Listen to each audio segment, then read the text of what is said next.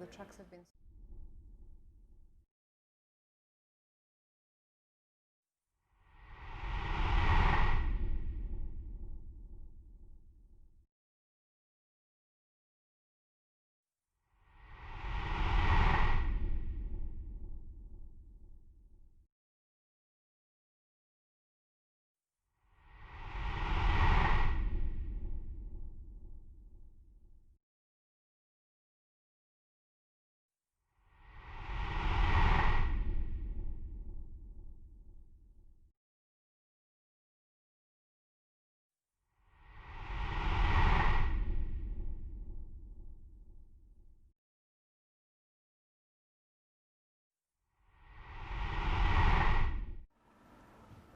Hello, Eswatini. Hello, world. Good morning, good afternoon, good evening, or good night, depending on where in the world you are streaming from. Welcome to another episode right here on The Connect. We're coming at you live from Bab City, the cap city in the kingdom of Eswatini.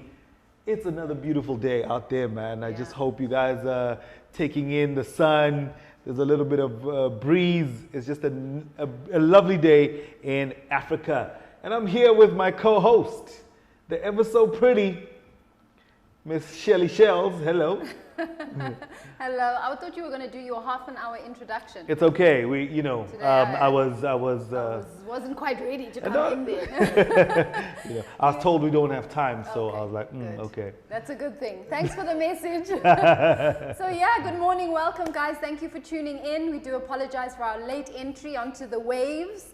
As you know, live TV always we're faced with some challenges, but we consistently want to overcome them. And so we've been option thinking behind the scenes, making sure that we come to you with a very, very important subject and interesting topic that we have today. So thank you for connecting. Please share this link. Tell your networks, hey guys, we are live. Come into the room and really engage with us today, because I'm sure you've got your own thoughts, you've got your own questions, and we always want to hear from you. Okay. Absolutely. So go ahead and host watch parties. Make sure that you send comments, questions, queries. Whether you have us on WhatsApp, whether you have us on Facebook or YouTube, just go right ahead and join in on the conversation. Special shout out, of course, to Daniel Toro of DT Photography, who's making sure that we're coming at you live this morning from the Pacific Institute in Mbabane. And of course, the dream team is not just DT. Hey, there's more people. You don't see them, but they are the dream team behind the scene, as we say. There's Pinky Nyondoro, and we're very happy to have in studio with us our colleagues. So there's Sue and Marisa, who are also here. Nice to have you. And obviously we're not alone, right here in the front. Absolutely, absolutely. We got the man with the master plan. How's it, Dane? I'm good, thanks. Thanks for having me, guys. All right, great stuff. Welcome to the show. All right. And we also do have a guest who will be joining us via Zoom. We're definitely smack bam in that time in our, lifetime where we can just actually hang around with people that are not here, but they're here, but they're not here, but they're here. I don't know if I'm making sense, but he's here, but he's not here. Yeah. We've got Sir Lloyd joining us as well in the room, and we're going to be introducing, we're going to be bringing him in a couple of minutes. But for now, just to maybe touch base a little bit, Dane, what has been your lockdown sort of like chronicles? What's been going on in your world? COVID chronicles. Yeah, COVID chronicles. What have been your COVID chronicles? Yeah, wow. I don't know where the time has gone, to be honest. Yeah. And how we're suddenly in December. Yeah. Let's try again next year, I guess. I like that. Let's try again next year. It's the main thing. It's been tumultuous. I think everyone, professionally, personally, emotionally, mentally, physically, it's been testing. But I think for those of us that work doing different things, especially in the creative sector, etc., you learn to adapt. And I think working in Eswatini, you're on your toes generally. But I think it's been quite a setback for everybody. So yeah, I mean, working in the environmental and climate sector, the problems haven't gone away. So, you kind of try and keep on top of things. Yeah. But there's a lot of people needing a lot of assistance and time and effort. And you're constantly recalibrating yourself. So it's been testing, but a lot to be grateful for. Yeah, so true. It's an overriding theme, hey? Even Absolutely. in the midst of all this confusion and uncertainty, there's definitely a very strong sense of gratitude. I was with a team yesterday in a room and I was like, okay, let's check in.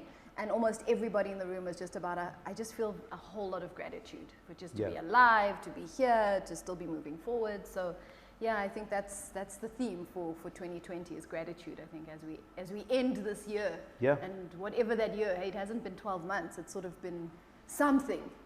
A mix mash of something, but a whole chapter. Yeah, hey, it's very strange. Yeah, absolutely. And I also recall another conversation. Somebody was just like saying maybe we should just be aware of the fact that this year was more about appreciating what we actually do have and what we've already experienced, more than it being about accumulating more stuff and more experiences. You know, it's just sort of like for us to pause and actually, you know, really just take stock and appreciate what we actually have so far. So, and I think I like that kind of thinking as well. Yeah, absolutely.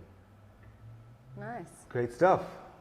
Shells, where do we want to start? I know we've got like such a mammoth task ahead of us today. I'm just looking in the room. Thank you very much for joining us. We've got Claudia, welcome. We've got other people also. Keep coming into the room, guys. Let us know where you're from and where you're joining us from, and just prepare your own questions and responses to what we're talking about. But ultimately, yes, today we're having a conversation. There's been talk in our midst, and I'm sure whether you've been in a WhatsApp group or not, internet, in the press, in our local press, talk about coal mining and this new project at Lubhuku, which is at Thamsanqa area, if you know Eswatini or not. And I think a lot of sort of emotions, perspectives, feelings, opinions around it. And what we wanted to do is kind of bring this topic to you and let's discuss it. Let's hear the two sides. Let's bring information to the table so we can all, from our own perspectives, also make informed decisions. And that's really what today is about. So thank you, Dane, for saying yes. Thank you, Lloyd, for agreeing. Lloyd, you're on Zoom, and I think what we'll do is intermittently bring you in on the conversation. And then, of course, as a reminder, all of you out there on your screens, on your phones, on your devices, connect with us. You've got your own opinions. You've got maybe stories. You've also got questions that you might want to ask our two guests today. Please feel welcome to do so. Okay. Yeah, absolutely. So just to dive straight into it, we can all agree that Eswatini is too reliant on, energy imports, as it were, and we definitely do need a solution to take us further or to take us into the next step. Like, where do we go from here? What can we do as the Kingdom of Eswatini? And so we have explored different sort of like methods on how we can do that, and the one that seems to be prevailing in as far as the government is concerned is that of thermal power. And I think that's exactly what the bone of contention is here today. And to help us sort of like figure out or find out more about that is, like we already said, we've got Dane in the building, and I'll allow Shelley to introduce him. But we also do have a veteran in the gold mining industry, CEO and founder of Salamander, that is Lloyd Burrell, originally from an accounting and legal sector, and multidisciplinary skills such as process engineering, underground and surface mining. Previously the CEO of Agnes Mining and the director of ASICS listed Mantails Limited. Mr. Burrell is also also founded Stonewall Resources and was the CEO between 2010 and 2015. This guy has got a track record from here to Timbuktu, but basically great success in acquiring, restructuring, and recommissioning gold assets and restoring them to profitability. And here with us in studio, we have Dane. Now, Dane is obviously not unknown to us in our Eswatini context. Dane Armstrong. Dane, I loved when I was printing this out, I was like, wow, there's so much I don't know about you. You're like this undercover, hey, operative. We wear lots of hats, all of us. I think it's great. Yeah. Yeah, so just being involved. Obviously, Dane, at the moment, you're very much involved in Solidarity Eswatini, and which is a mutual aid volunteer action group assisting in the COVID-19 related community relief projects. Also in the Climate Coalition, Eswatini Climate Coalition, but you're not only involved with that, you've also been involved right through with the US Embassy in projects, Art Reach, Yebo Art and Design, Guba Eswatini, and these are amazing organizations that do so much as far as sustainability in their different areas. And I love how you introduce yourself, a creative social entrepreneur that sees the potential in everything. So now potential obviously for us is a sweet spot word.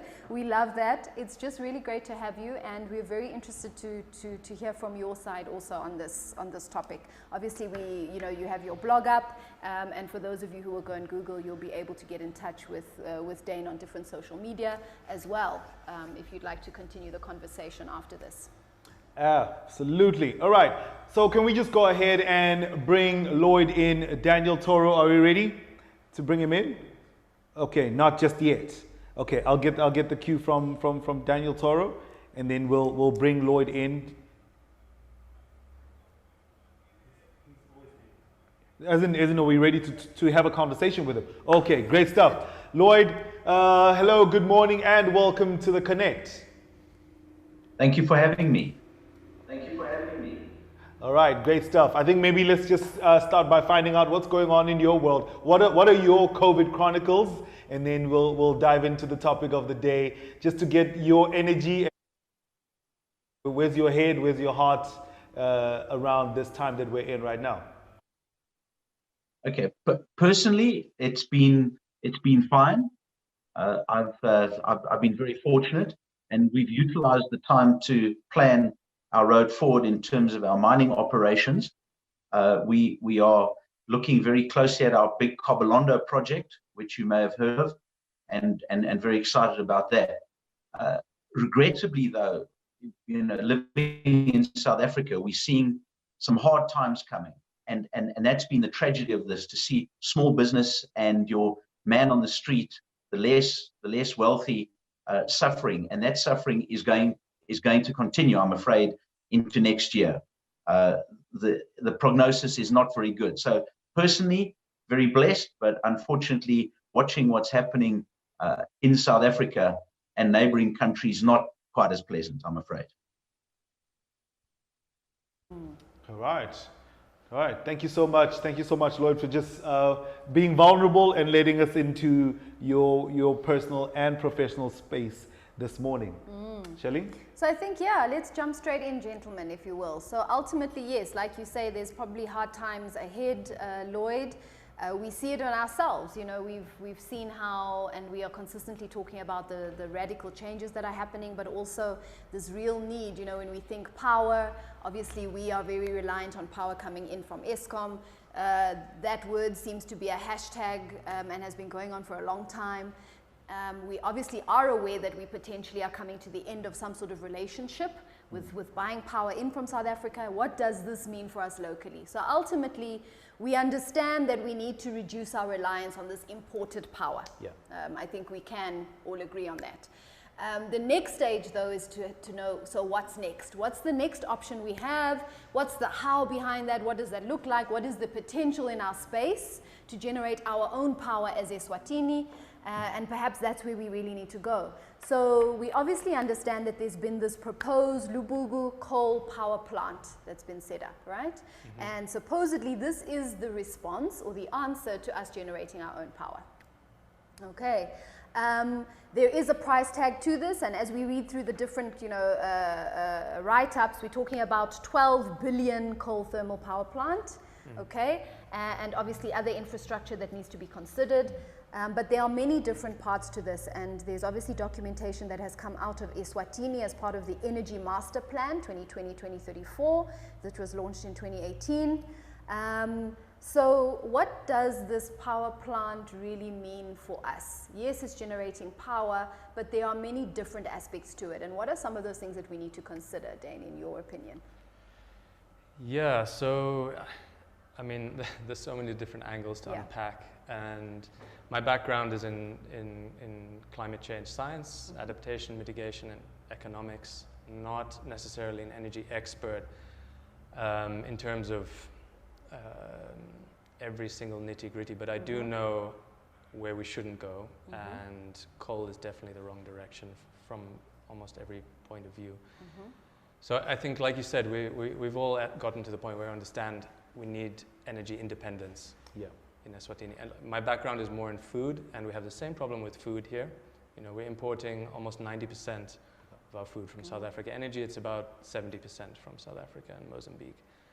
This needs to be flipped. You know, we're not talking about 100% independence on both these counts, right? We do need to work together with our regional partners and things, but we need to flip those statistics on their head. And with energy, there is a kind of time frame to that, and it's a bit unclear, but basically by 2025 we need to be reworking our agreements with Eskom, and anyway with the situation that it's in, it's a good idea to be doing that. And like you said, we did create an energy master plan, and I'd like to talk on that a bit later, where we as government mapped out all of these potential solutions, and we seem to have settled on this one. It's not just coal, there is solar and biomass, but they're about 1/10 of the investment and energy provision as the coal is. So it's by far the lion's share of what our plan is. And it just comes with a whole string of other costs and externalities attached to it, which we really need to consider before we end up shooting ourselves in the foot here. And not rush into this. I mean, we won't anyway, because this is a huge undertaking. It's not like you just suddenly have a coal power plant up and running, or the mining or the import that's needed to fuel such a thing. So what we're hoping with all this kind of public advocacy and dialogue is to really bring it to the table so that people know what they're in for, whether you're a community resident in Lubhuku or the Lubombos, or you're just a person on the street wondering where their energy comes from or could come from. That conversation needs to be had in the public sphere, because I, as a citizen, want to have a choice in the say as where the energy comes from that I'm purchasing, that I'm buying. I don't want every time I switch on a light to be thinking about the fact that we're contributing to problems down the line, which we already are. Most of our energy is coming from Eskom, which is coal powered. So like, let's move away from that. And in the articles we've published, which speak to the points that have come out in the first scoping assessment that was done by independent environmental assessors, they themselves bring up the risks in this project. All we're doing is picking them apart and trying to help make them more accessible to the general public. There's nothing new we're talking about. There's no hidden secret to all of this.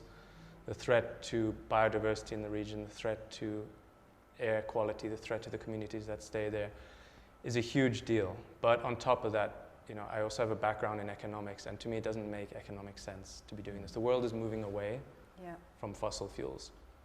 You know, South Africa have managed to shut down this second or third proposed coal power plant in the last few months. Ghana has done the same. There are countries around the world, whether it's Costa Rica, the Gambia, Tasmania, Germany, Denmark, moving towards 100% renewable energy.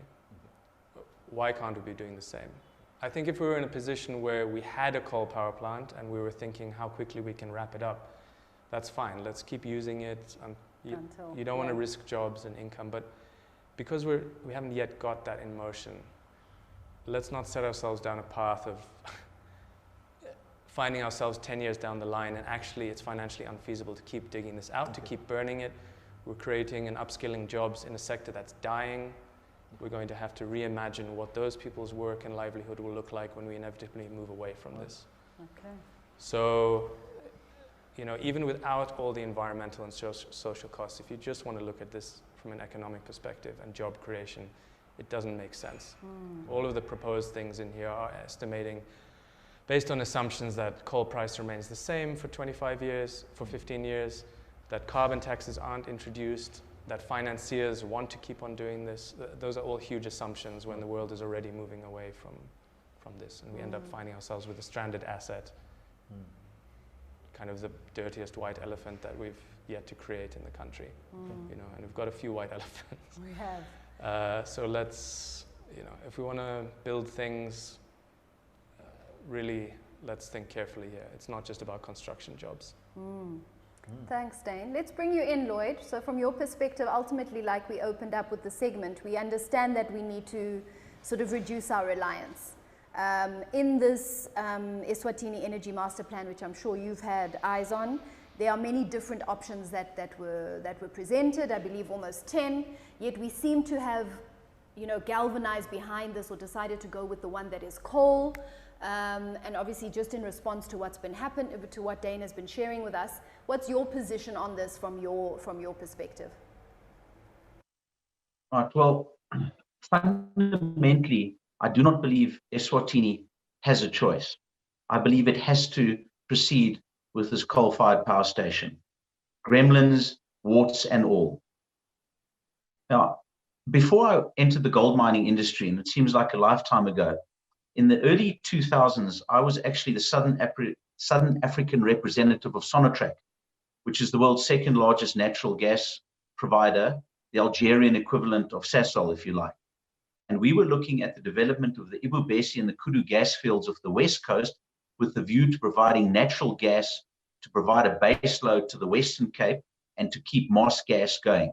Now, for various political reasons, it didn't proceed, but fundamentally, Eskom was the blocker there. Eskom said, we've got this, we've got energy sorted, and we all know what's happened. So your first strategic decision is whether or not you can rely on Eskom to provide you with power.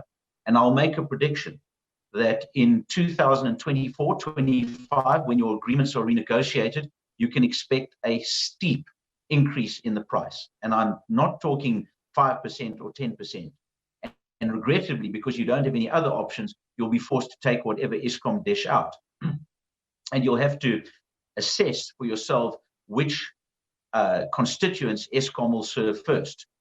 And I can predict that your prices will go up dramatically.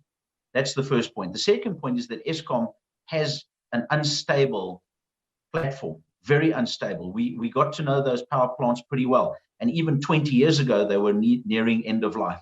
With the lack of maintenance, the platform you can accept is pretty unstable. And what we're predicting is that in the winter to come in 2021, rolling, they call them, let's call them blackouts or load shedding, whatever you want to call it, will become the order of the day. Now, what that has is that means that ordinary business, hospitals, manufacturers have to then move over to diesel-generated power of their own. Hugely expensive, very polluted. So from a strategic perspective, Eswatini, I concur, needs energy independence. And time, I believe, is also running out. That's the first issue. When we were looking at all of these alternative energies, and please understand that one of the businesses many years ago I invested in was solar water heating. I'm a great believer in alternate energy. I believe that every household should have solar panels, have solar water heating. We should be looking at electric cars, not to power off Eskom, but your solar panels at home, put the energy into a battery during the day, and at night bring your solar power or your electrical car and plug it in and recharge for the next day. That's why Tesla is doing so well, because that is the way of the future. But what differentiates those is that the energy can be stored. And that is the difficulty with alternate energy. There's no way to store bulk. You cannot store a base load. And the difficulty with alternate energy, it cannot provide Eswatini with the base load. So that means on a cloudy day, when there's no sun, everything dies. Your grid switches off, you shed. At night, when there's no sun and there's no wind, same thing happens. You need a base load. You cannot build an industrial base of any fashion without a base load. Now, what are your options? You can get natural gas from Mozambique, but you're putting your future in the hands of a country which at the moment is under threat from ISIS. Whichever way you look at it, whether it's South Africa or Mozambique or imported coal, you have to look inward. And the only alternative that Eswatini has is coal. Now, 300 megawatts of coal for the next 30 years will guarantee financial freedom for Eswatini. It is that fundamental. You cannot have farms, small industries, hospitals being expected to shut down and switch off when there's no power. It'll break your economy, and it will effectively inhibit. You were talking about the agricultural side of it. Well, farms need continual power. You can't run a farm, where you processing. And I know very little about farming, but I do know from our various projects, you need continual power. And the other thing that you need power for is your mining, your future mining industry, gold mining. None of that can exist without a base load. So whilst I'm a great believer in alternate energies, you simply don't have enough. You don't have enough water, you don't have enough sun, and you don't have the storage capacity in order to do it. Now, what Dane was talking about was the negative side of coal mining, and I'll deal with that in due course. But fundamentally, that, I believe, is the only option Eswatini has, which is to build this power plant. Thanks, Lloyd. Obviously, like we said, there were obviously many options that were discussed in this document, and like you say, there's obviously issues of storage of this energy, etc. When we talk financial freedom, and maybe let's get back to that, because what a lot of the actual report deals with is many different issues. Let's come to this. So we understand financial freedom, that is, we're not relying on Mozambique or South Africa, and we understand those risks. But we also are having this assumption that this whole power plant is going to reduce poverty by increasing employment opportunity and being inclusive of vulnerable populations, right? Is that in fact true? But we also maybe just need to, for the purposes of all of us to understand, when we say base load, you've used this word a few times. When we say base load, what are we referring to when we say base load? Just to understand it a bit. Dane, I don't know if you want to come in on the base load question, or... I'm happy to. Yeah? What is base load? So the base load power is basically, as best that I understand it, is what we're going to need fundamentally to power everything. The question of when, the sort of criticism of renewable energy is that it's intermittent. So when it goes away, when it comes, etc. What is the core that is not intermittent, that is always there, which is why coal has been such an incredible energy source, to be honest. If you take away all of its externalities, it is really a magic thing. It's pure energy, and it's been one of the cheapest forms of, it's why we've industrialized so quickly around the world, because it gives a strong, cheap, reliable, constant base load of energy, and that's undeniable, right? It's just we also see at what cost that's come at. And I think we've gotten used to, I don't know, a good analogy basically with coal is that, you turned 18 and you got a credit card and you went on a spending spree, and now you've got to pay the bills because it's catching up with you. All of that, and the interest that you got to pay on that, the environmental and health and social costs are there. There is a whole kind of question that we need to actually rein in some of our expectations of energy use. We can't keep growing in the rate that we have been doing and expect things to remain the same. Okay, so we do have to also fundamentally have a paradigm shift at how we think about energy and energy use, and not just keep looking for that base load. Because I agree that it's probably one of the easiest, quickest solutions to kind of jump to, but really it just doesn't make sense anymore. I'm totally coming at this from a climate change perspective, because this is the decade at which we have to address climate change. We can't stop it, it's in motion, it's just how bad and severe it's going to be. And everyone from the Intergovernmental Panel on Climate Change to the UN, etc., is issuing statements: do not create new fossil fuel infrastructure projects. Okay, that is difficult for the third world, the global south, to accept, because we've seen the global north, the west, take this on and develop quickly using this, and now we're being told not to. So there are a lot of funding mechanisms in place to assist countries like us to not have to go that route, because we're not just polluting our own backyard, we're also contributing to the global problem out there. So there are countries that have put forward cases saying, we have this coal or oil reserve, we don't want to burn it, but we want to develop help us find alternative solutions here. So this is really what makes this a complicated and difficult topic, is that if you want to just approach it from an industrial energy perspective, you can just crunch the numbers, and that's seemingly what government has done, and it makes sense. But if you want to apply true cost economics to this and all the health implications, death, environmental and ecosystem service costs, it just doesn't make sense. Is it worth pursuing that? And also, at this point, things change so quickly every year. Yeah. You know, from when Lloyd was perhaps investing and looking at these solutions, things have changed enormously, and they continue to every year. You know, kind of Moore's law of processing power and cost doubling and halving at the same time applies to this to the renewable energy sphere. And there's a growing fallacy around this, like, base load assumption, and that renewables cannot provide base load, and that they cannot provide peak load energy, which is those hours at the beginning and the end of the day when we use most of our energy.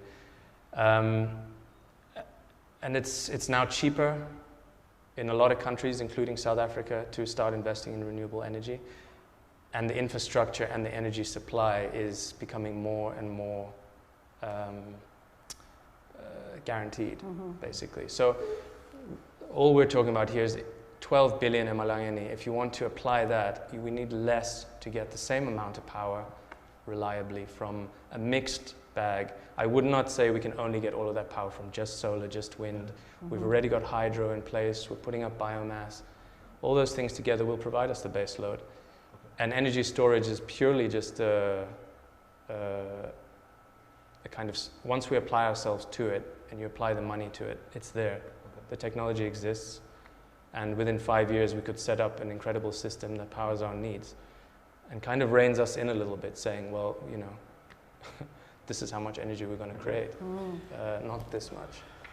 All right. So this is actually very interesting, because now it's definitely like that conversation against the effects of pollution versus profits, and saving lives versus saving livelihoods. And like you're saying, we're not just looking at it from a now time and space, we're also looking at it from tomorrow and the future generations and all of that. And that's why this makes it a very difficult conversation, because yes, obviously the people that are, you know, sort of like in power are looking at, you know, self-preservation, me now, but what about tomorrow? All right. So in the room, we also do have Muzi, Mdeni, Lindelwa, Andrew, Nicholas, Bridget, Yael, Sean, hi Sean, and Mandla. And we do have a couple of comments that have come in. Claudia says, getting electricity from one of the most polluting and outdated ways of generating power is such a drawback for a country that should aim to clean resources of power and sustainability. And then Yael says, good morning. Was wind energy ever considered in Eswatini? Bridget says, good question, Yael. Seems to be used in many other countries around the world. What about hydroelectric? Can't we do more of this? Maybe Lloyd, let's just go back to something that Dane sort of like ended with right now. You said the coal as a source of energy is Eswatini's best option right now. But what about the mixed bag option? Is that something we could possibly look into? Okay, coal is not the best option. It's the only option for your base load. Now, your base load, and Dane did explain it, but let me just say what it is. At 9 o'clock at night, when your hospitals need power, that's your base load. There's no solar coming in at 9 o'clock or 10 o'clock at night. Your base load is what you need for continual operations. So the sawmill that's still operating at 2 o'clock in the morning, that is your base load, which is not far off, of 250 MVA in any event, because effectively your requirement, particularly when you hit peak load problems, and that's what's happened in South Africa.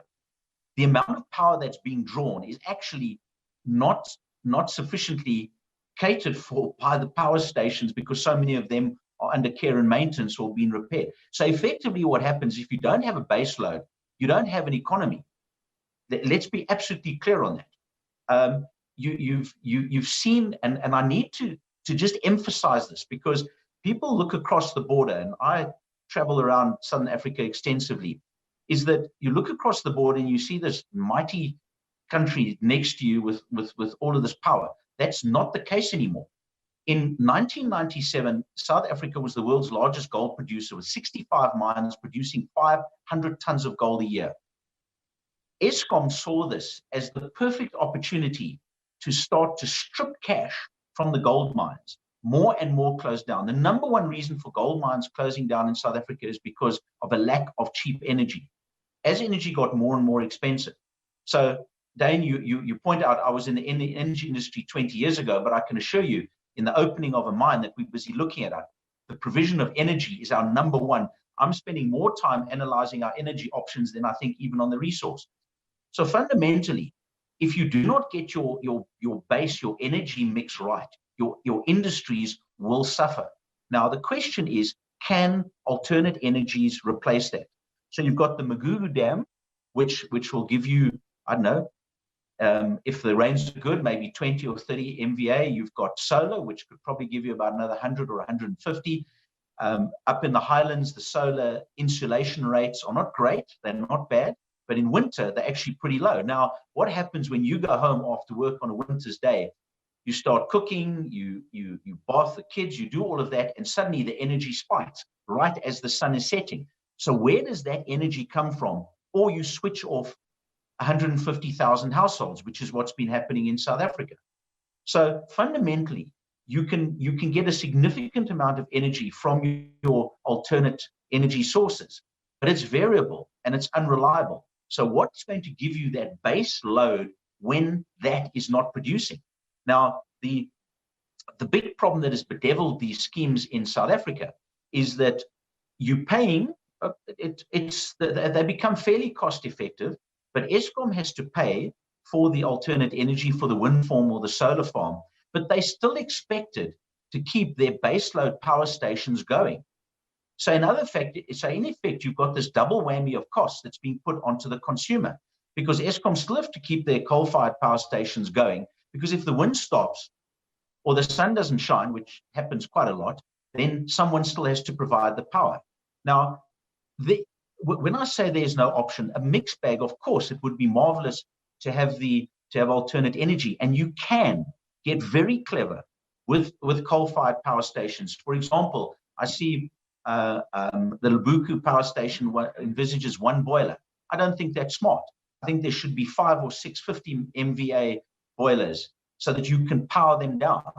You can use biomass in those same boilers. Remember, biomass also emits a great deal of carbon dioxide. So effectively, if the coal-fired power station is smart and goes to supercritical status, which is enhanced technology to improve the production and reduce the emissions, you use basically, and I had to go and research it again because it's been some time since I looked at it, but wet flue gas desulfurization has resulted in some incredibly successful extraction of the carbon dioxide and the sulfur dioxide from the emissions. So what my suggestion would be is focus on getting as much energy as you can from these alternate energy sources.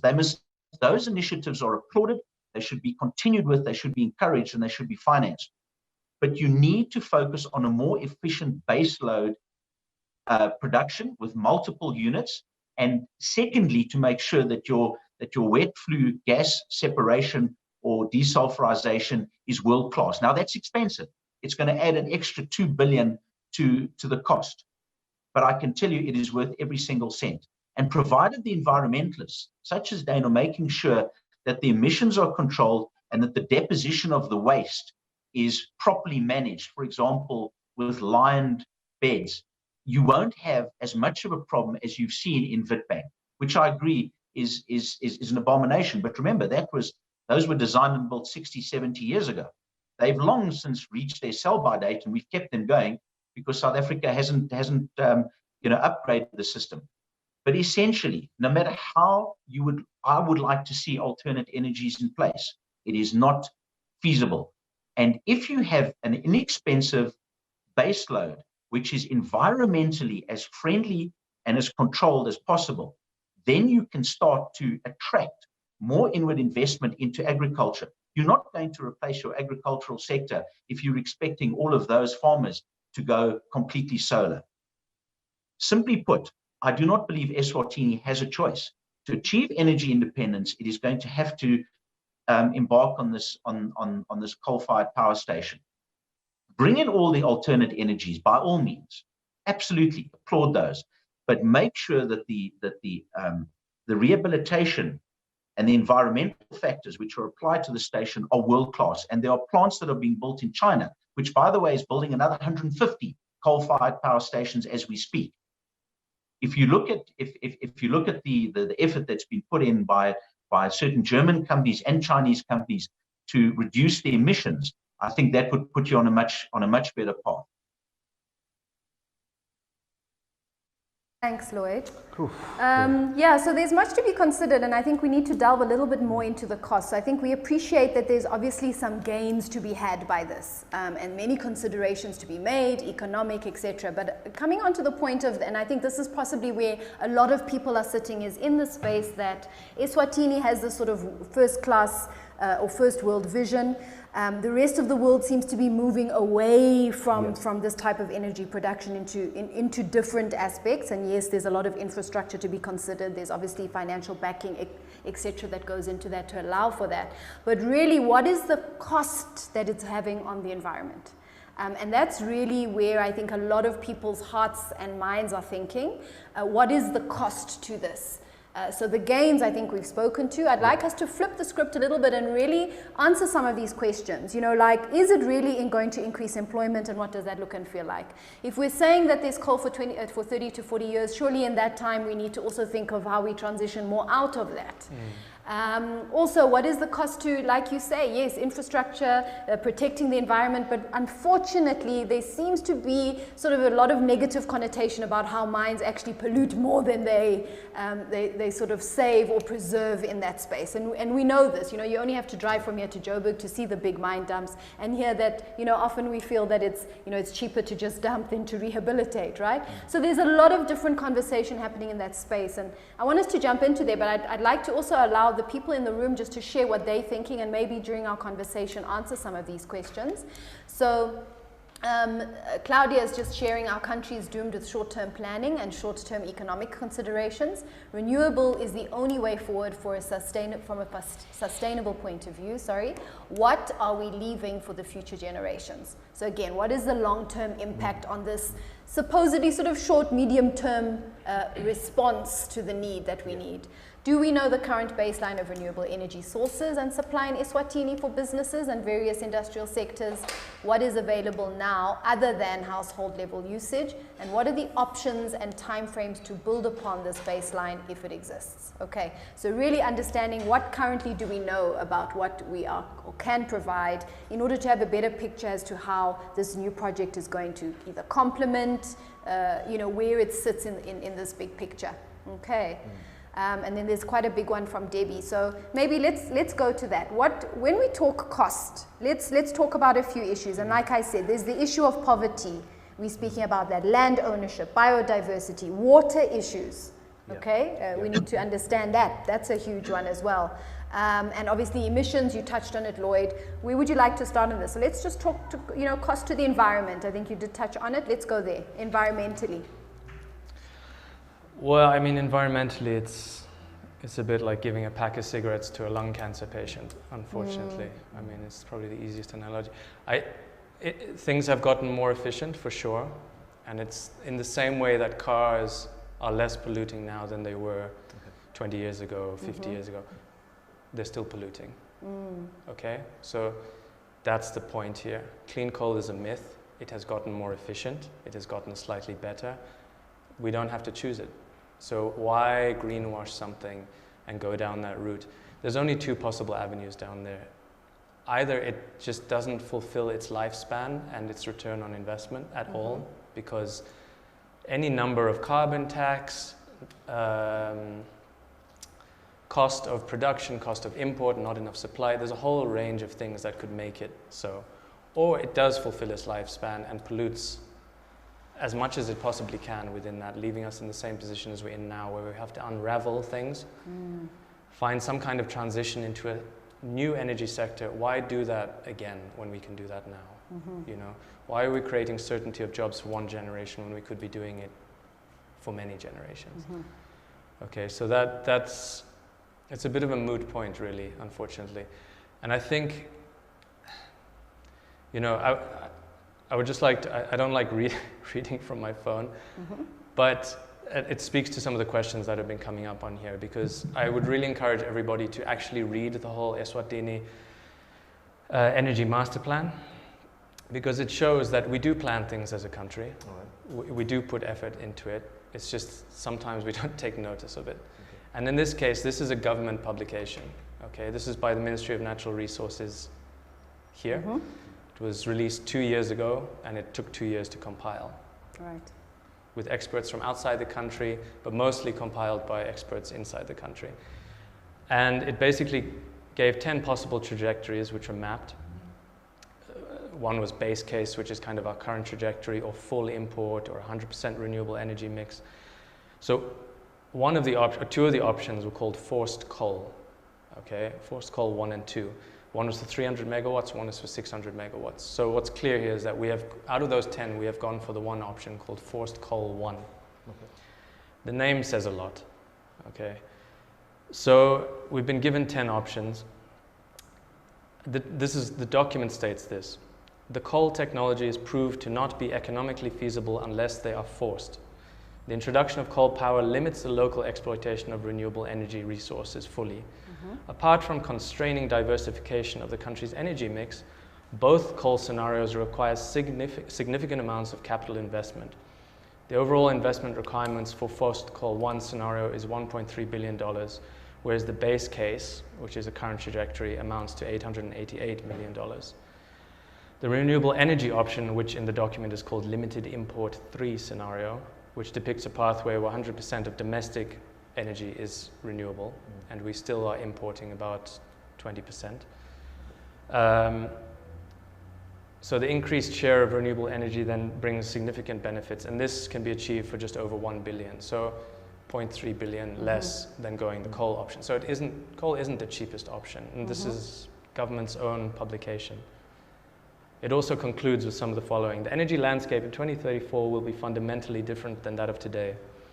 Given the long lifespan of energy infrastructure, wrong decisions now can adversely affect the energy system for decades and generations.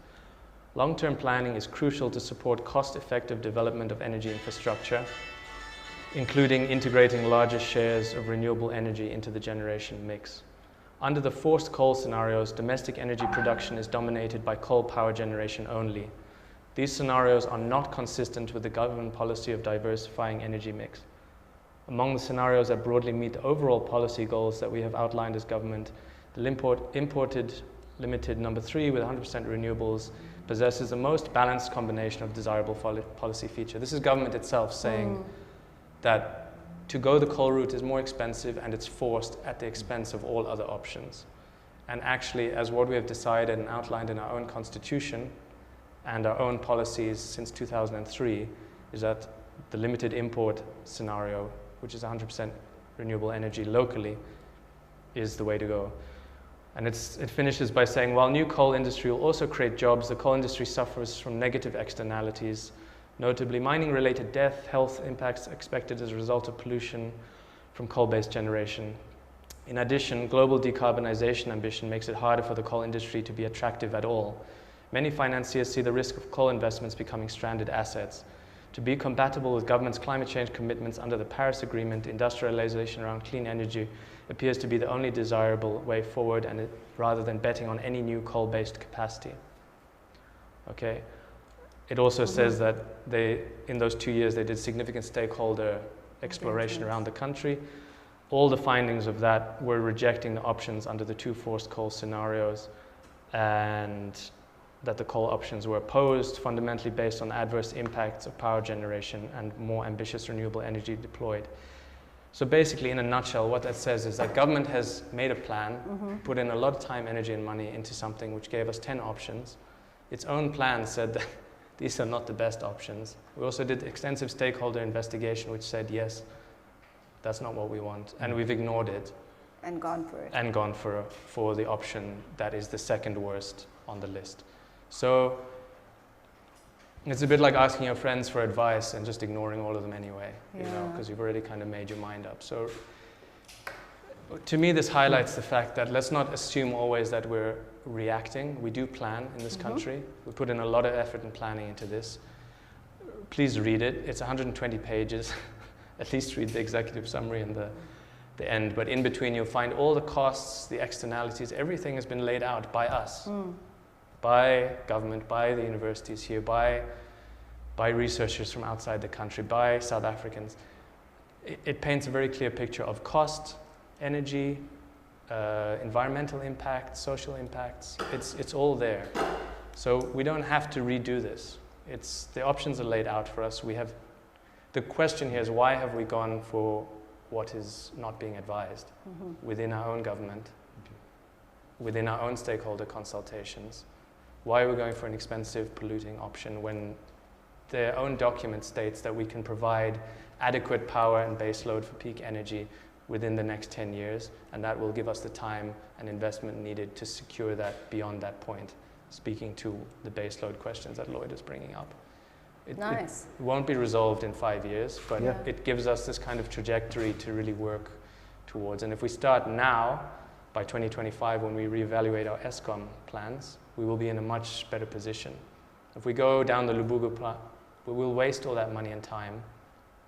We'll be in the same position that we're in now, probably even worse, because we can't then turn to ESCOM again, unfortunately. Thanks, Dane. Lloyd, what is your response to that? Okay. I did look at the various options that were proposed, and there's one fatal flaw in the limited import.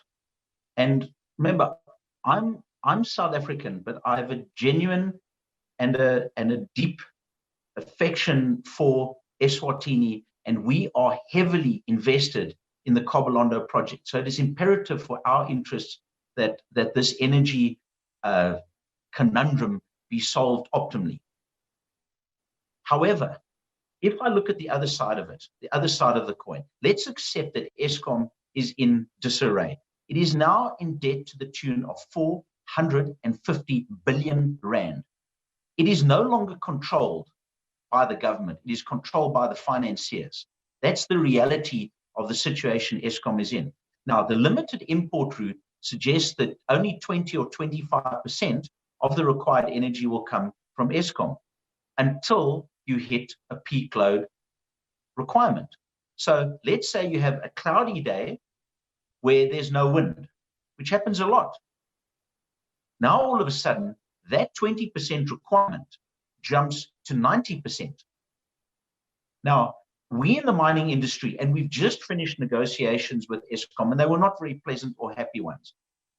Our peak load requirement, in other words, from 5:30 in the afternoon until 8:30 in winter, our peak load cost, per kilowatt hour is now 6 rand. That's 6 rand. That is 3 times what your average household is paying for it. It is an unsustainable model, because what you've effectively done is that you're going to pay through the nose for this. I guarantee you, when Eskom comes to this and you explain to them that effectively you're shifting your base load and emergency supply onto Eskom, they're going to make you pay handsomely for the privilege. Secondly, you have no energy independence, because what it means is on a day where your renewables are not producing, everything shuts down. Now, that sounds fine, but when you're running a hospital or you're running a sawmill and all of a sudden, bang, at 3 o'clock in the afternoon, you shut down, the commercial impact is devastating. And when I say devastating, I'm not exaggerating. I'm not one given to hysteria or exaggeration, but it's devastating economically, because now you have to fire up your diesel generators to make up for it. Now, if you're a mine, for example, and you're using 7 MVA, well, let me tell you, the capital cost of those diesel generators is almost 100 million rand. The point of what I'm saying is that option, and I agree, coal is forced. It's unpleasant. A silly example. when you're running a beautiful restaurant with fine dining, someone is in the kitchen making it, and someone is cleaning everything when the plates are finished. You can't expect to have renewables pass off the base load onto Eskom in South Africa and expect that to be sustainable either. I think that is naive. I think Eskom are going to crank up the prices. They're going to make you, they're going to add all sorts of terms. And when it comes to the crunch, are they going to cut off Soweto or Eswatini? Well, I tell you what, that's a decision that strategically you have to make. But this is a time for hard truths. And the truth of it is that by the limited import option exposes you to even greater vulnerability to an external source. What the coal does is it gives Eswatini complete energy independence. And that there will be a price for that. And the price is that you're going to have to make sure that workers and miners are looked after, that they have proper PPE, that you have proper air extraction. Yes, there's a cost. There's an extra capex cost. I don't think the number is going to be 12 billion. I think it's going to be closer to 20 billion. But if it's done properly and you look after your workers and you look after the immediate environment, it gives Eswatini complete energy independence and cheap power. And that is where the job creation comes in. Not the job creation for the coal mine. I mean, that'll be capital intensive, yours big equipment. But your downstream users, farms, sawmills, mines, having access to cheap energy will see an influx of investment into Eswatini from elsewhere and see those businesses open. South Africa was built over the last century, was built on gold mining, working in association with coal mining, facilitated by Eskom. Cheap power built the gold mines. The gold mines built South Africa. Every road, every university, every railway line was built by gold mining. Without that industrial base, without that certainty of power at an inexpensive cost, you don't have an economy. And have a look at what's happening to the South African economy today. It's a perfect case study. It's the perfect case study, literally across your border. By collapsing its own power grid, it effectively has had massive downstream consequences for the economy, which will be with us for another decade. So what I'm saying is, then I hear you. You must promote renewables, use them as extensively as possible, but they are not going to solve your fundamental problems. To solve your fundamental problem, maybe this is the ugly stepsister of the energy industry. It certainly is, but unfortunately, it is necessary, and it is absolutely essential for the development of Eswatini, in my opinion. Thanks, Lloyd. I think we can move to now. There's some interesting things coming through on the screen there. So if we can just move there and just share with you some of the perspectives coming in. Yeah. Would you like to read some of those? Debbie says, the fact is we have a contract expiring in 2025 and it will come at a much larger cost per megawatt going forward with an untenable supply. We knew this 15 years ago, but only reacting now, hence the less than ideal solutions. Our base load, 153 megawatts and peak 230 megawatts. If the thermal power station produces 300 megawatts, solar 40 megawatts and biomass 40, are we cost competitive to export to the region, or do we assume that we will drive industrialization such that this excess will be absorbed? Given you take loans for millions of euros to build these IPPs, how will they repay these loans if government focuses on purchasing from its own thermal plant? Nice question. Yeah, that's a whole other discussion. Nice one there. Thanks, Debbie. An immediate response, Lloyd, from you on that one. I know we've covered quite a few of it, but there's an interesting perspective coming in there. You know, how much time do we have? And ultimately, I like what Debbie's also saying, and it's kind of asking ourselves, is that the economy that we want to continue building? And I think that's also a big question. Is that the economy? Are the needs going to increase, and in which direction? And is that what we want to actually build? Or are we taking time to actually think and look at the future much more long term and say, what is it that we actually want? And that model possibly does not exist yet. but I think it's asking us to perhaps ask some of those critical questions. But any response you have just to what Debbie has shared with us? Sure, it's a very good question, and it's right on point. The first thing is that a 300 megawatt power station you can compartmentalize. Hence my suggestion that you build 50 megawatt units at a time, so you can power down and power back up in winter when you need the extra power. That's the first thing. The second thing is, by powering down those units, you can make space for your renewables. Now, yes, you're increasing the capital cost, but where Dane is right, you have to take a 20, 30-year view of this. You have to. Now, I personally believe that the gold mining industry in Eswatini will grow. I believe that the industrial base will grow. And I'm not talking big, dirty industries, but I'm talking, agriculture. Agriculture, Swaziland or Eswatini is the perfect place to enhance agriculture, but it all needs electricity. So there's no doubt in my mind that the demand for power, given the if it is available inexpensively, and yes, it can be available inexpensively, we'll see greater demand. So if the price goes down, the demand will increase. So a 300 MVA base load, which can be reduced depending on seasonality, coupled with alternate energy sources providing energy whenever it can at a reasonable cost, is going to see a significant increase in the commercial activity in Eswatini. So yeah, everything she suggested can be achieved with good management. The last question that she asked was in terms of the capex versus the cost. Well, I can tell you that at 15 billion euros and a reasonable price, say 1.20 rand per kilowatt hour for industrial users and 2 rand for domestic users, that plant will pay itself off in 10 years. So commercially, a power station works. I would just say, make sure that you have sufficient in that for an investment into the rehabilitation, and also into the ensuring that the environmental aspects are all catered for, which as I say, can be done. Dane's quite right. Coal is not clean, but it is regrettably the only option that Eswatini has to become energy independent.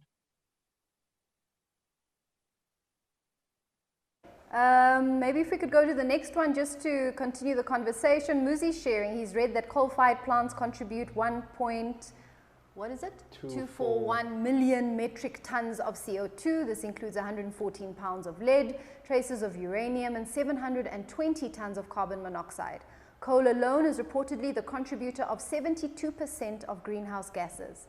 Why, therefore, should we go for such a killer of the environment, not just ours, but that of our future children? My other concern is that we know that in Swaziland, stealing of money from the fiscus now happens through commissioning of capital projects, where the authorities know that they will balloon the costs of construction, double or even triple, and steal money that way. Sure, Muzi. Would you like to respond, Dane? Yeah, I mean, I agree. We've seen a spate of capital expenditure projects happening, and some of them don't make sense, to put it lightly. Yeah. And this one doesn't, and we're trying to spin it as if it does.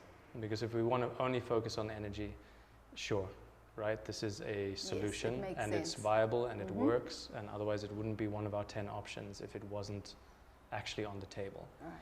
Right? So if we just want to talk about energy, sure, like it's a good option. But we're not just talking about energy here.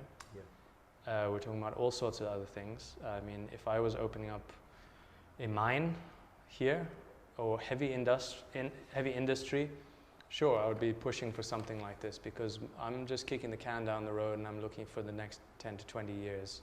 I want to know that my energy is sorted and secure, right? But I'm here for the long haul, and I don't want to be down the road. I don't have a mine to open. I don't have things that need to be relying on something like that. So there's a much bigger thing at stake here, okay? This project is kind of the equivalent of like, you know, a developer is trying to sell you a house that's like on quicksand, you know, and you're just like, you know what, I don't have a place to stay, my wife is expecting triplets, I really need somewhere, and this place is nice, got a good view, and I need a house over my head. And within 5 years it's going to be gone, you know, and they're not telling you the truth, and even you kind of know it a little bit, but you're kind of convincing yourself that, you know what, I'll deal with it when we get there. Because it serves my immediate I need need. shelter now. This is a nice enough place. It fulfills the function. It's all in working order. They've already laid the foundation. Like, let's do it. You know, that's where we're at with something like this. No one's arguing that that house is not giving you shelter or what you're looking for. But at what cost? And energy is the same here. And Muzi is right with his comments with regards to that. And in heavy construction, capital expenditure projects, mining, they don't really have a good history of empowering and uplifting the general public. Trickle-down economics doesn't work. The resources from these places are not filtering down to the rest of us. And to be honest, I'd rather have less mines and cleaner energy for us, the people, than heavy polluting baseload energy so that we can have big expenditure projects that aren't going to profit us on the ground and civil society in any meaningful way. So, you know, that's my personal standpoint with all of this. And climate change is real, it's coming, we cannot afford to build anything new. We have to even fast track what is already in process around the world and decommission projects. We're going to look like an absolute hypocrite if we do this. Eswatini has actually been a role model in creating its nationally determined contributions under the Paris Agreement. It's had a really in-depth stakeholder-led process for the last 5 years. We're currently revising that now, okay? Right.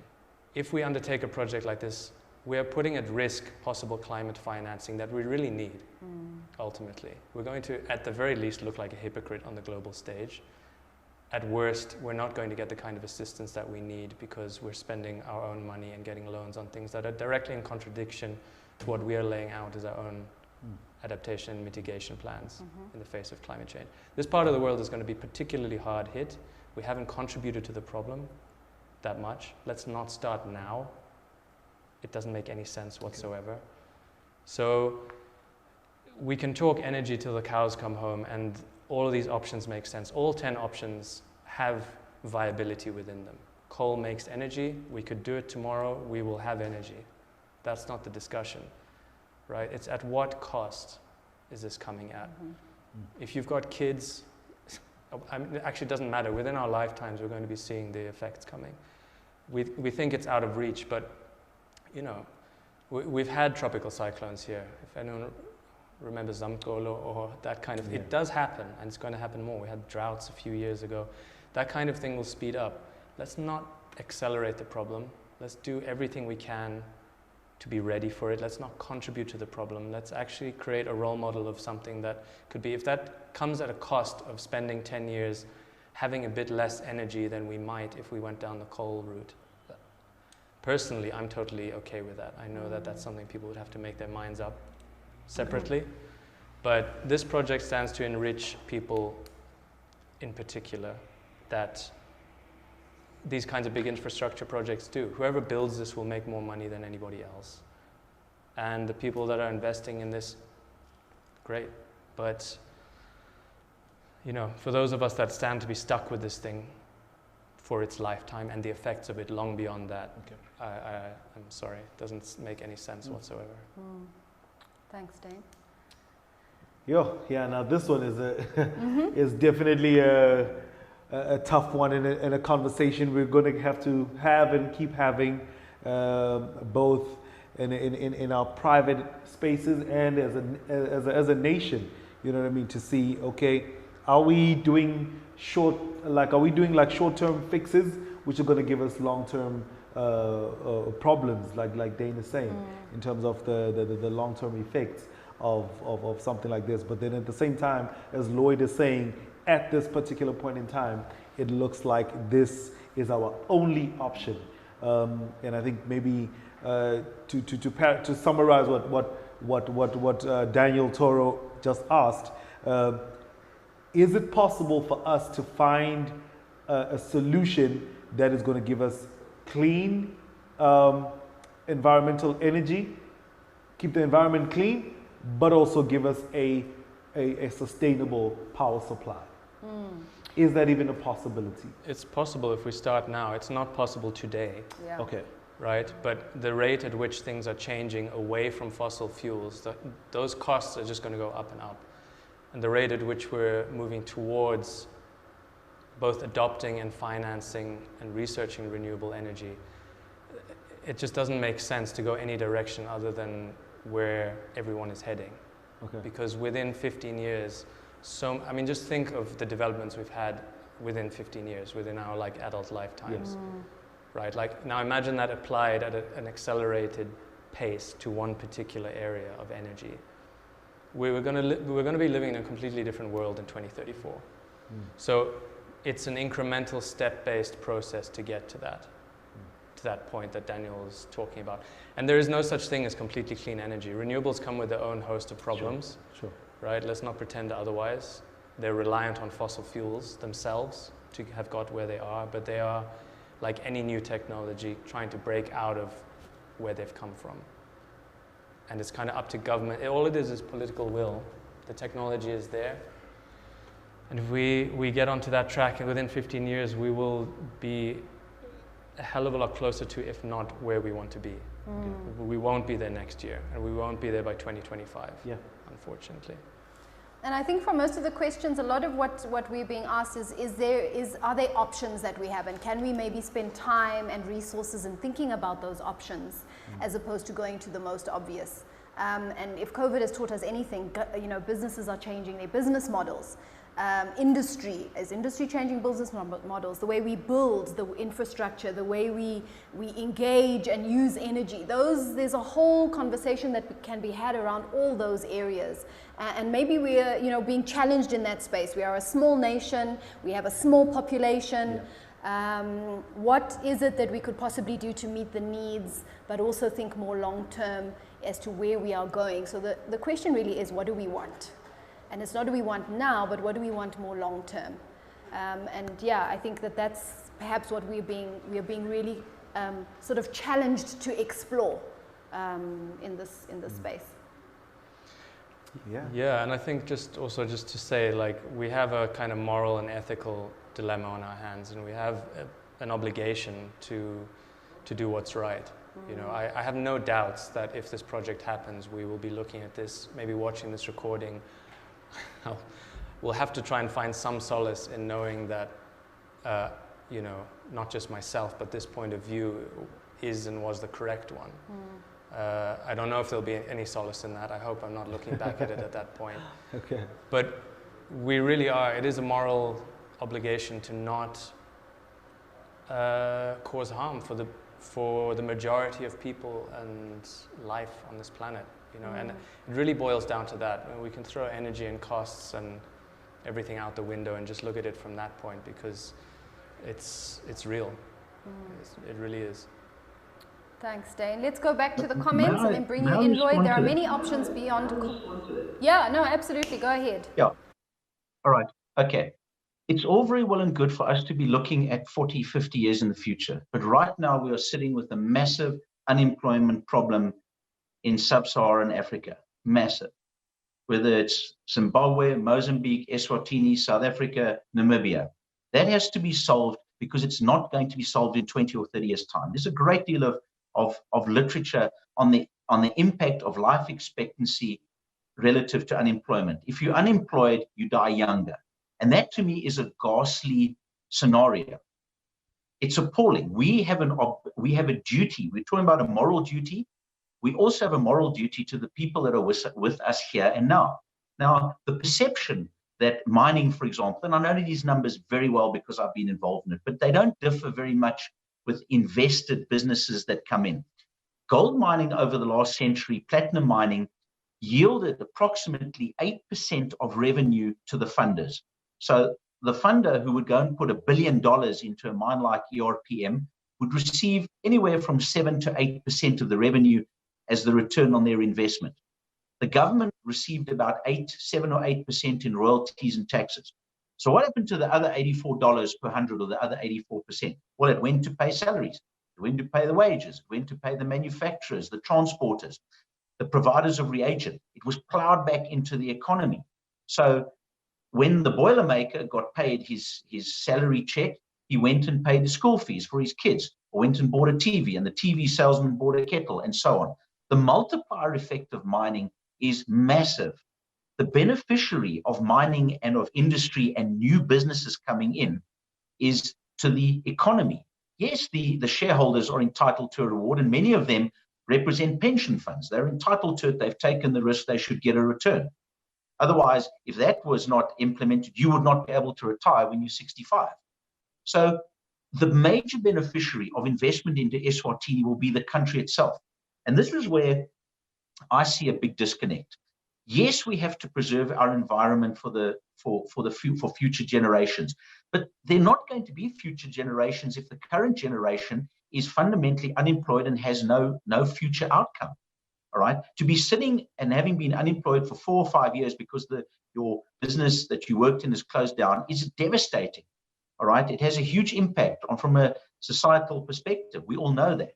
So that we have to counterbalance, and we can, the environmental impact of what we do now versus job creation and sustaining an economy, because fundamentally, and this is at one of the public participation sessions, there's an inclination of a community not to have projects in their own backyard, yet they still want free education, free medical treatment, free varsity. Somewhere, someone has to pay the piper.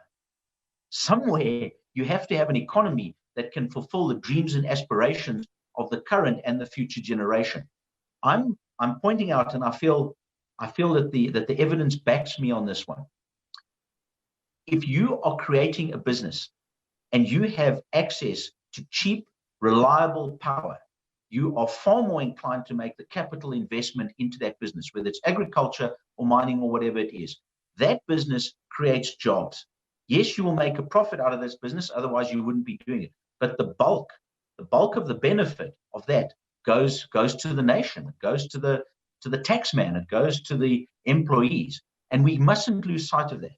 So I'm suggesting that what Eswatini should do is it should place its reliance on its base load and rely upon these very environmentally competent people to then make sure that the impact of that is limited as much as possible, and at the same time embrace alternative energies so that you can build your base load and your peak load capacity and grow your economy.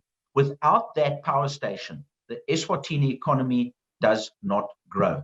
It's going to take 10, 15, 20 years for renewables to do the job. You've got the coal, you can start construction. By the time, I reckon you can build this power station in 5 years.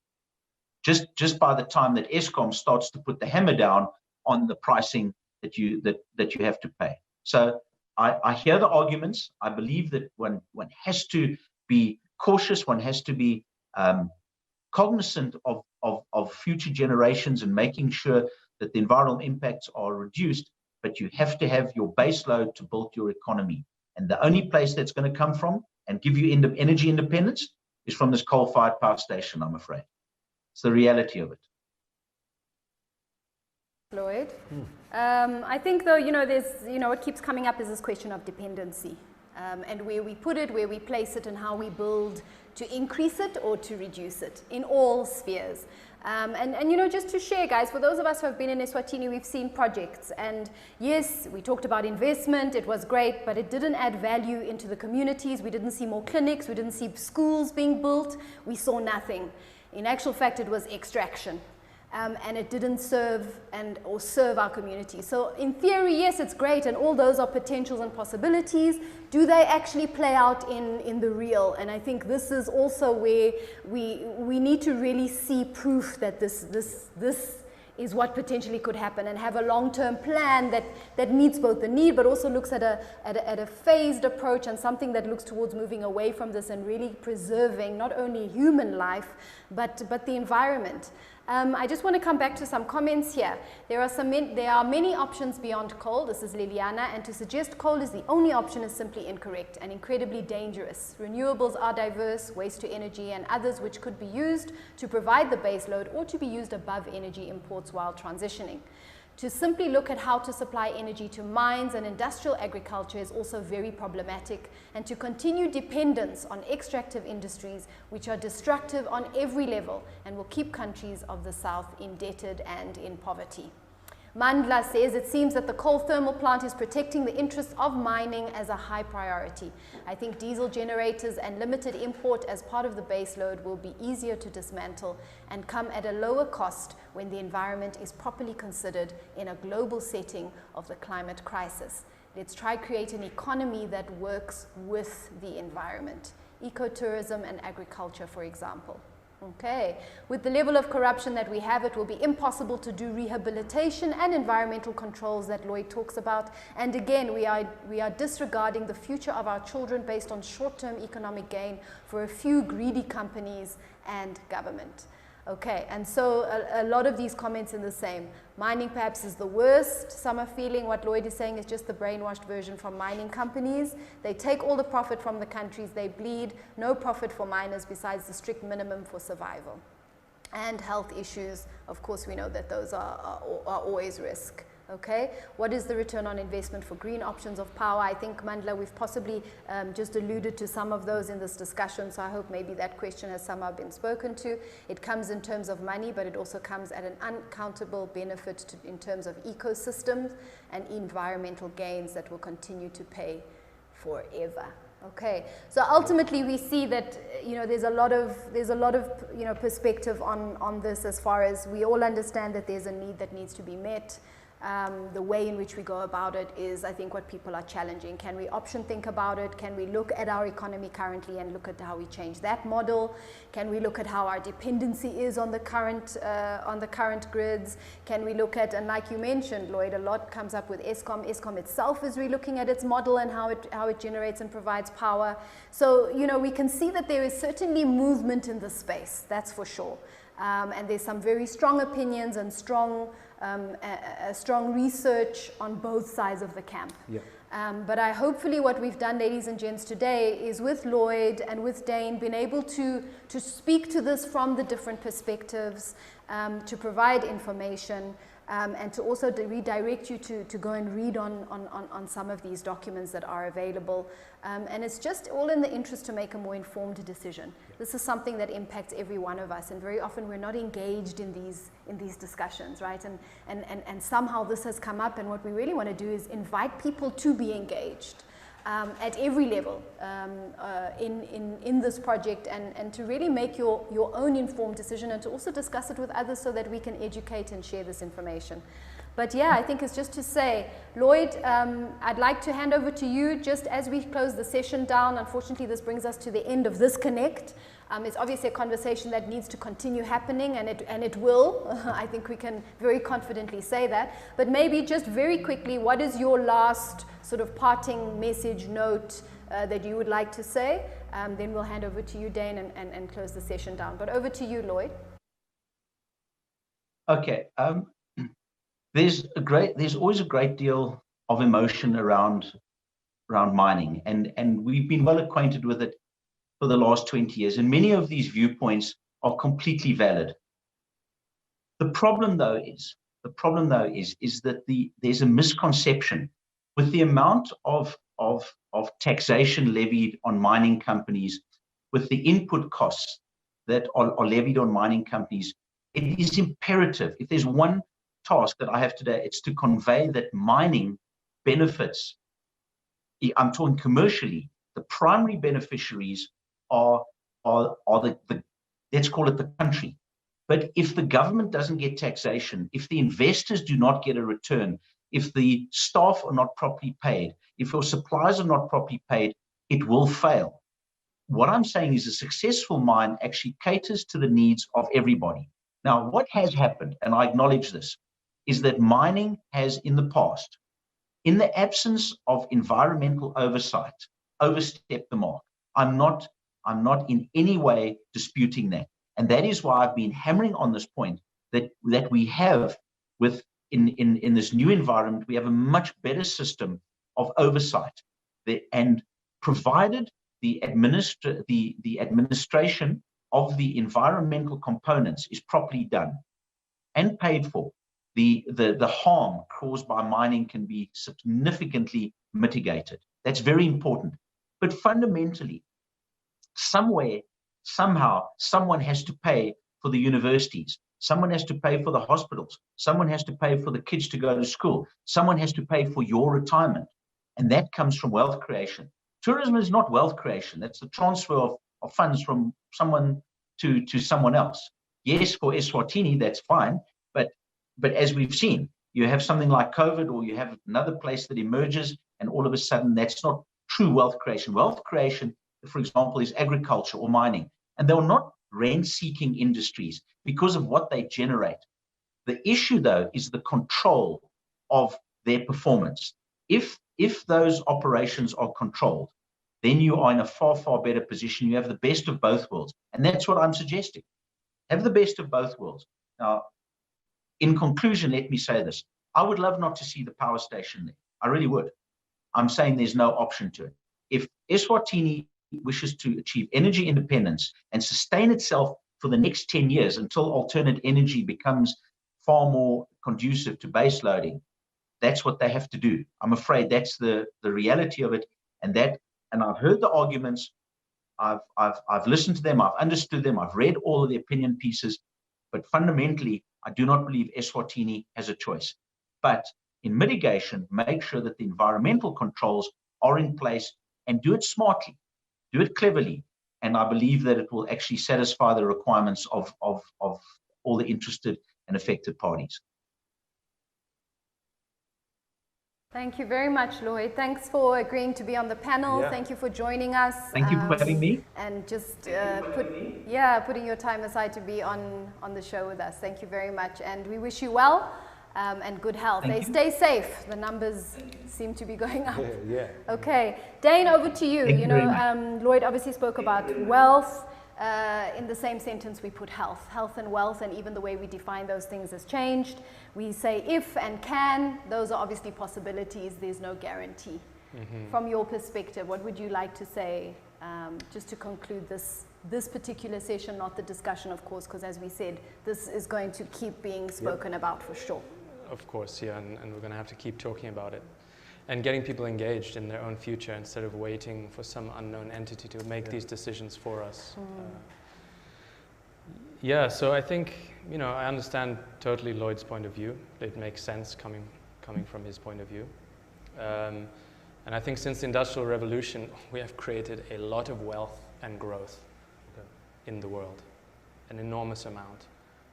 But it's concentrated at the top and it's left most people behind, let's be honest. Continuing on that trajectory, and it's all been fueled by fossil fuels. Continuing on that trajectory is not going to change anything. Expecting different results from the same approach is madness, right? So let's not delude ourselves into thinking that this is anything more than an approach to try and get quick fixes for heavy industry here and now. If we really had the interests of long-term people and citizens, the models would be completely different. And in fact, they have to be. We need a complete shift. And we're at a juncture now where we can do that. A lot of the world is at a point where they're trying to think of what is termed a just transition.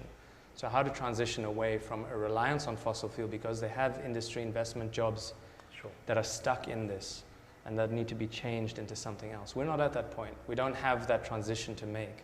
We have a decision to make of where we're going. Let's not make a decision that just kicks that can down and then we have to transition. What is the point in that? It doesn't make any sense. If there are countries out there that are hitting now, this year, 100% renewable power, why can't we do that?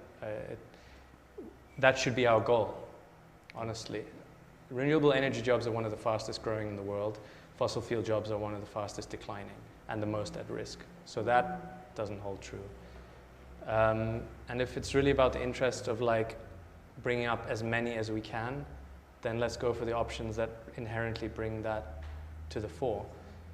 Just trying to provide energy to heavy industry, whether it's industrial mining, industrial agriculture, is just going through the same one-track line of development that will enrich a tiny portion of people in this country or from outside and leave the rest of us in the lurch again, like every single other big project we've had. Let's not expect this to be any different. We have the solutions. Please go and read the energy master plan. It's got them all lined up in there. It's not explicitly saying which one is the best. It's just clearly stating that coal is really not where we should be heading. And I think that that's quite interesting that government has commissioned, written and published such a thing and is then going against its own kind of advice. And I think if we follow the money and follow the decision making, you come to probably some pretty interesting other discussions. So yeah, I think that's where I'd like to end. It's just that, you know, we really are at a critical juncture now, so let's not make the wrong mistake. Yeah. Thanks, Dane. It's been great having you. Thanks for agreeing to come onto the panel. I think this is a very important discussion and we need to keep having it, keep engaged, keep the conversation going. Yeah. I've certainly learned a lot from the session, so thank you so much to our panel. Yeah. Absolutely. I mean, just like tons and tons of potent information, especially this is stuff that we need to engage with as a nation. This is not about the government or the mining companies or the environmentalists. This is everybody's concern, everybody's issue. And I think just to go back to something that Lloyd said, yes, we do have an obligation to the future generation, but we also have an obligation to the current generation. So we need to make the best possible decision, the better good for the greatest number. At the end of the day, that's what it's going to come down to. So thank you to everyone that tuned in. Lloyd, you've been a great sport. Dane, my main man, we appreciate you so much. To the guys that came through on the comment section, just giving us their opinion as well. You guys have been absolutely amazing. But like Shelley said, this is just a part of the conversation, or rather just a platform of a part of the conversation. We definitely need to take it up further beyond this point and just keep talking about it and come up with the best possible option. Thank you, Eswatini, for showing up. We've got a lot of information on our sides now. Let's keep the conversation going. I love what it says. We have a decision to make, and the quality of that decision will really tell us where our hearts and minds are. Yeah.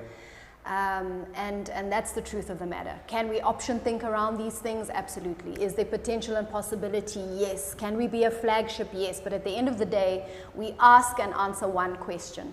What do we want? And that's what we need to answer. Yeah, absolutely. And on that note, thank you so much, guys, for showing up. Let's keep the conversation going. It is the end of the year, but keep connected. We're going to be sharing some info with you. Stay safe out there, please. Stay safe, and we'll see you soon.